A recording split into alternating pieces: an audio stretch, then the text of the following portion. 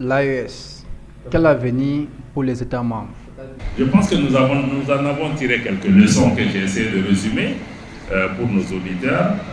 Nous pensons que la première leçon que nous tirons de cette décennie d'insécurité, de lutte contre le terrorisme et d'instabilité, c'est que personne ne viendra nous sauver à notre place.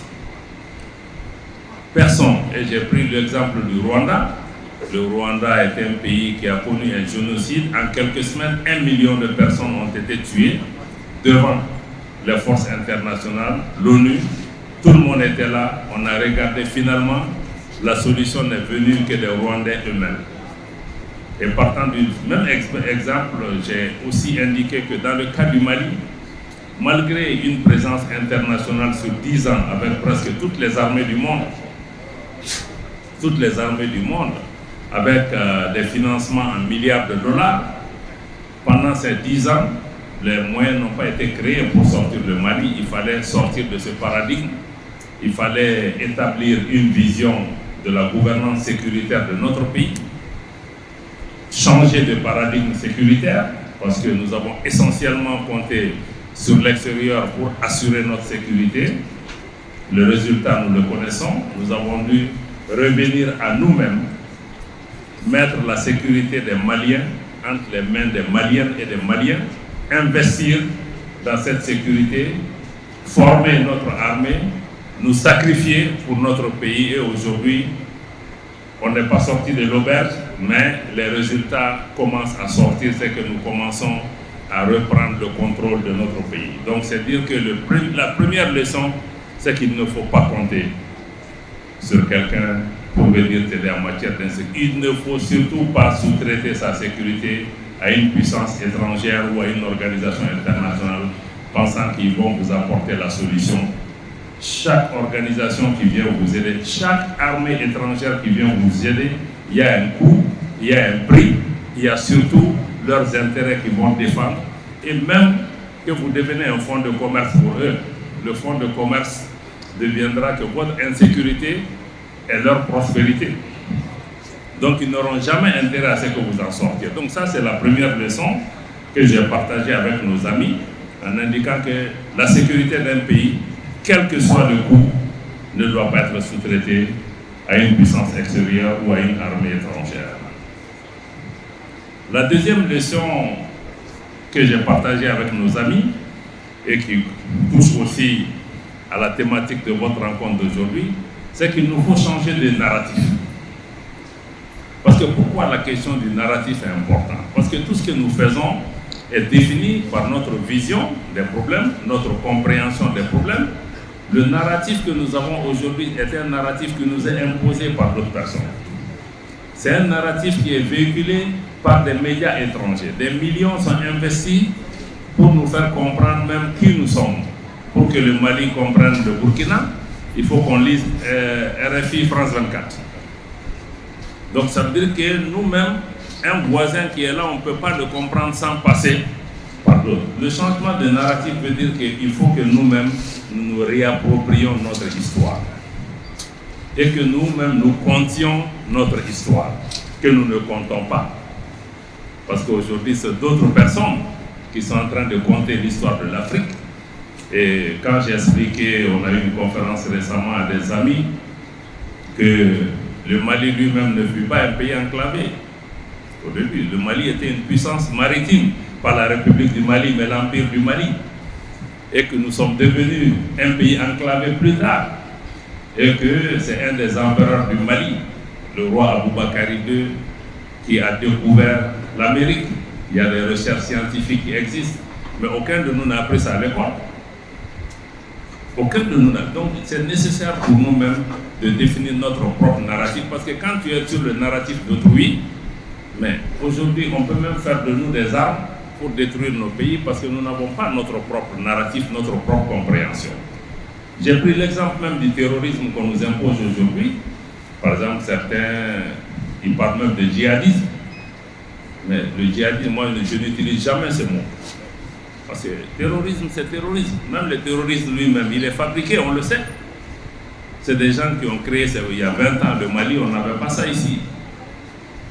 Donc le djihadisme est un concept, quand on rentre dedans, vous les hommes des médias, vous devez faire extrêmement attention, parce que nous, musulmans, nous savons que le djihad veut dire guerre au nom de Dieu. Et nous savons que les barbares, les gens qui tuent nos enfants tous les jours, mais n'ont rien à voir à lui, ils ne peuvent même pas le faire au nom du même Dieu que nous connaissons. Mais ceux qui les appellent djihadistes veulent déjà peut-être accréditer ou légitimer leur combat. Donc je pense que la question de narratif est extrêmement importante. Tout ce que nous disons, il faut que nous-mêmes nous comprenions quelle est notre propre perspective de ça. Comment nous pouvons imposer notre propre narratif en tant qu'Africains. Je pense que c'est important. Le narratif aussi, c'est de comprendre, ne pas tomber dans le misérabilisme. Pas être arrogant, mais les gens nous ont mis dans la tête que nous sommes pauvres. Et nous-mêmes, on répète à longueur de journée, quand le Mali, le Burkina, le Niger se sont mis ensemble, tout le monde s'est levé, 3 pays enclavés, pauvres se mettent ensemble. Et je vois tous les journaux africains qui répètent la même chose. 3 pays enclavés, pauvres qui se mettent ensemble. Ça donne quel résultat? Et nous-mêmes, comme des perroquets, on se met à répéter ça. Mais les 3 pays pauvres enclavés, l'acte qu'ils ont posé, je crois que ça a créé un séisme géopolitique dans la région. Maintenant, la dynamique est de quel côté? Mais du côté de ce qu'on appelle les 3 pays pauvres enclavés. Ceux qui ont été à la cause de l'instabilité dans notre région, ceux qui ont été à la source du financement du terrorisme, ne peuvent pas financer les groupes terroristes et venir de notre côté dire qu'on va vous aider à les combattre. Donc il faut qu'on sorte de ça, qu'on comprenne qui est l'ennemi. Quand on parle de terrorisme, on parle de qui? Quelles sont leurs motivations? Qui est derrière eux? Qui les finance? Donc pour que toi tu viennes m'aider, il faut que je comprenne. Ceux qui ont bombardé la Libye, qui ont été à la base de l'expansion du terrorisme, mais ne peuvent pas être le médicament des puissances, dans une parfaite hypocrisie, se proclament berceau des droits de l'homme, mais c'est eux qui aujourd'hui sont à la source du financement du terrorisme. Et j'ai rappelé le cas que le Mali a porté devant le Conseil de sécurité des Nations Unies. Jusqu'à demain, personne n'a levé la main pour dire que je suis d'accord, venons, débattons du problème que le Mali a posé par rapport à ça. Il faut que l'Afrique assume ses responsabilités. C'est vrai que nous pouvons reprocher beaucoup de choses aux colonisateurs, à beaucoup de pays, mais cela ne nous disculpe pas. Pendant 60 ans, qu'est-ce que nous avons fait de nos pays? Je pense que sur beaucoup de plans, économiques, politiques, sociaux, mais nous avons échoué parce que nous sommes en train de gérer les conséquences de ces échecs. Et pourquoi nous avons échoué? Nous avons notre propre responsabilité. Le financement de la sécurité de l'Afrique et des pays africains doivent reposer sur nous-mêmes. Nous devons utiliser nos propres ressources pour assurer notre sécurité en priorité. Ça ne veut pas dire que notre sécurité, nous ne sommes pas ouverts à travailler avec d'autres, mais tu ne peux pas créer une armée et demander aux autres de financer ton armée pendant que ton armée constitue une menace pour eux, parce que ces pays qui veulent vous dominer n'ont pas intérêt à ce que vous ayez une armée. Donc les dépenses militaires d'un pays ne peuvent pas reposer sur l'aide étrangère. Ça doit être notre effort. Maintenant, on peut définir les partenariats qu'il nous faut, mais tant qu'un pays n'a pas dégagé les ressources pour assurer sa propre sécurité, bon, les autres viendront s'amuser sur son territoire. La 7e, c'est de dire qu'il faut que nous transformions nos organisations régionales pour que ces organisations régionales soient le reflet de nos besoins, de nos préoccupations, et que nos organisations soient pilotées par des leaderships véritablement africains, que ces organisations ne soient pas télécommandées de l'extérieur, ne soient pas sujets à une ingérence extérieure. C'est le problème qu'on a eu avec la CEDEAO, avec l'UEMOA en particulier. Nos pays ont été sanctionnés parce que la télécommande était à Paris ou ailleurs. On ne peut pas abandonner une partie de sa souveraineté à une organisation et que cette partie de la souveraineté soit utilisée comme une arme contre nous. On met nos sous à une banque centrale, demain, la banque centrale devient une arme qu'on utilise contre toi.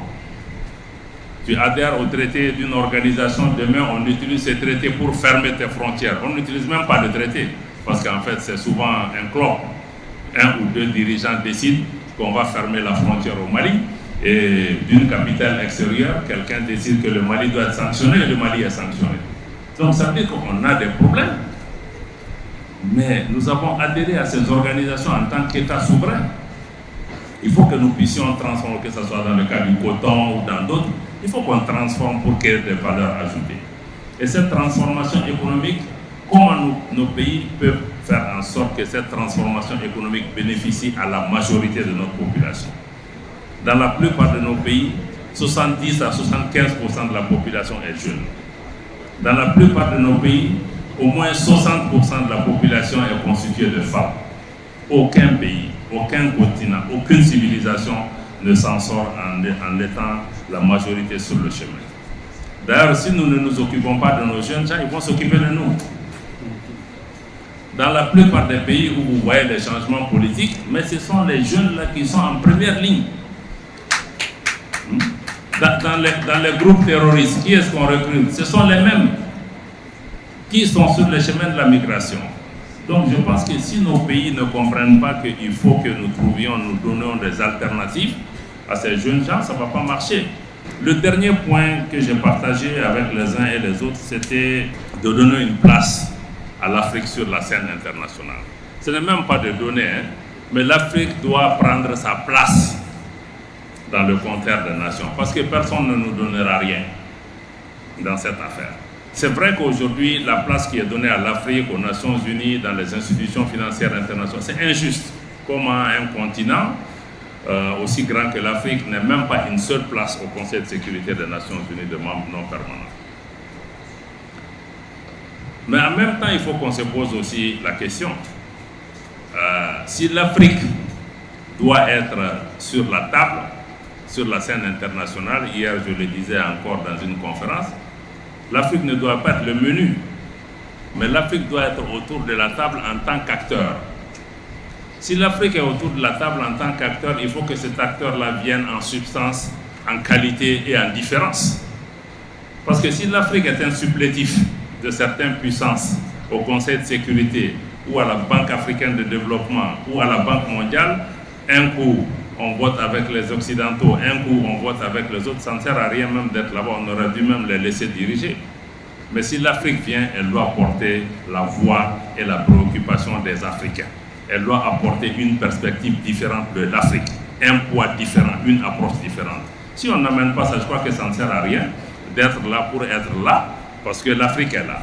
Donc l'Afrique ne doit pas être le menu, l'Afrique doit être un acteur, mais un acteur qui apporte aussi cette substance différente. Ce sont vraiment les 10 leçons que j'ai partagées lors de la rencontre de Kigali, en indiquant qu'il s'agit de repères fondés sur l'expérience propre de notre pays, qui était fondée sur les 3 principes que nous connaissons tous, qui doivent nous aider aussi à définir chacune de ces leçons. C'est un peu les messages que j'ai portés à ce niveau, qui, je pense, reflètent le vécu et les préoccupations des Maliennes et des Maliens. Si vous appréciez la vidéo et le contenu que nous produisons sur cette chaîne, prenez un moment pour aimer, partagez vos réflexions dans les commentaires et vous abonner à la chaîne.